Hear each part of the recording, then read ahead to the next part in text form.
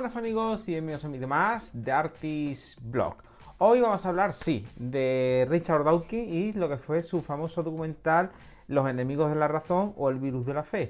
Dos documentales que los podéis encontrar en YouTube y que la verdad a día de hoy yo no creo que digamos que hayan podido pasar de moda. De hecho, es muy interesante lo que se dice ahí y también es muy interesante cómo lo expone Dawkins, aunque es cierto que hay una serie de errores que muchos otros youtubers, como por ejemplo Adictos por la Filosofía, llegó a comentar en su día el pensamiento de Dawkins y cómo eran unos argumentos poco sólidos para quitar o desmentir los que eran los argumentos de Tomás de Aquino, o incluso el youtuber Redacte un blog, tío, pues simplemente también decía de que esa visión de Darwin, de Dawkins y lo que era probabilidad, bueno, también la ponía bastante entredicho.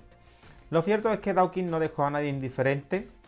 Llegó a hacer incluso una protesta pública contra el Papa cuando fue a Inglaterra y ha sacado varios libros como El relojero ciego, El espejismo de Dios y así una larga caterva de libros científicos. Pero si tuviéramos que hablar de él y un libro que realmente es destacable sería El gen egoísta, que ya de ese libro sí hablaré más adelante porque me resulta muy interesante. Pero ¿qué es lo que yo quiero llegar aquí, que quiero analizar y qué es lo que quiero decir, lo que quiero expresar? Bien, creo que la postura de Dawkins es la más correcta. A lo largo del vídeo, Dawkins nos va a enseñar una serie de cosas que son cuanto menos alarmantes en muchos colegios religiosos. Que son colegios que bien pueden estar en sociedades más o menos conservadoras, pero también en sociedades progresistas. Y que no necesariamente tienen que ser colegios, podríamos decir, islámicos o judíos ortodoxos, como él pone la gran mayoría, sino que incluso muchos colegios de corte cristiano, ya sean protestantes o católicos, también podrían estar llevando a cabo pues una educación principalmente de fe o religiosa.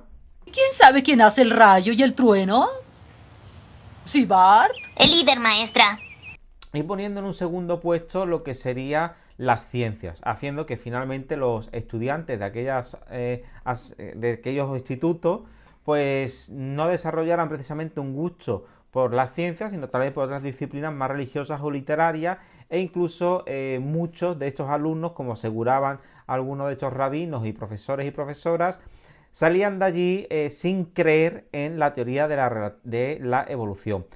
Básicamente no es que salgan sin creer en la teoría de la evolución, sino que salían sin aceptar, mejor dicho, la teoría de la evolución, que es distinto.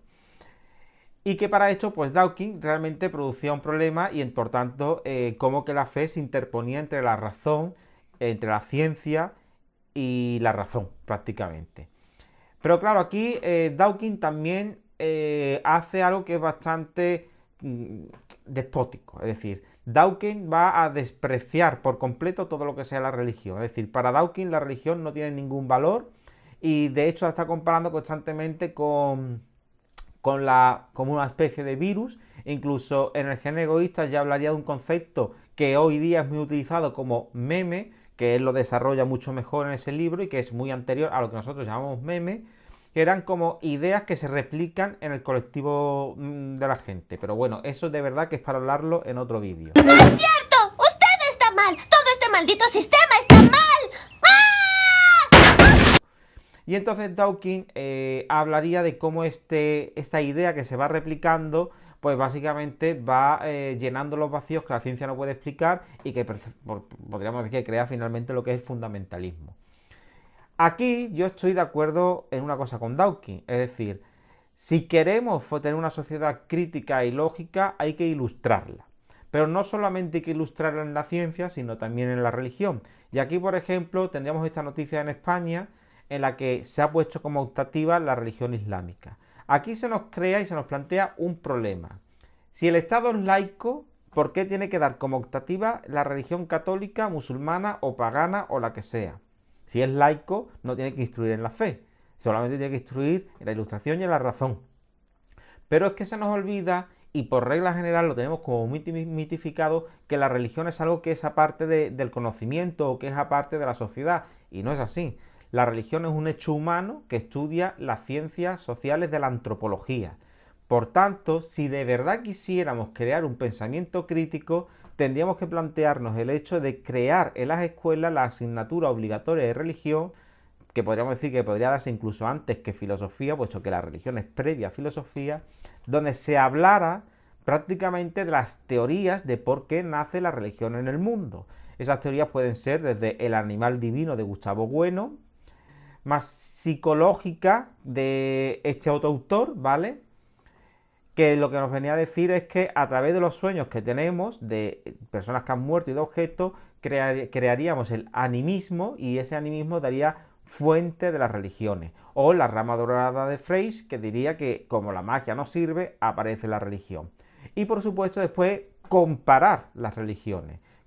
Cuáles son las religiones que nacen primero, como por ejemplo los animistas, hinduistas, budistas, judaístas, zoroastrismo, islam, cristianismo, las neopaganas. Es decir, la única manera de eliminar el fanatismo religioso no es tanto con ciencia, sino con la ilustración de la misma religión y desmitificando el hecho social histórico de la religión, que es un hecho humano. Es decir, no es un hecho ni trascendental ni divino, ¿no? La religión es un hecho que se produce a medida que se van produciendo las comunidades y que van poniendo las bases de nuestra ética y moral y visión del mundo que actualmente siguen rigiendo. Es decir, la visión del mundo europeo es totalmente distinta a la visión del mundo musulmán y oriental, porque hay dos religiones distintas y por tanto dos maneras distintas de ver la religión. Así que en este aspecto yo defendería sí a las religiones en la escuela, siempre y cuando sea una religión no de adoctrinamiento, sino de manera ilustrativa. No sé lo que pensaréis vosotros, espero que dejéis también vuestro like y si queréis saber más del tema os dejo aquí al final del vídeo una lista de reproducción, ¿vale? Es muy antigua. Es decir, que el sonido es regular, no sé qué, pero hablo prácticamente de todo lo que es la religión y los tipos de religiones que hay. Así que, hasta luego.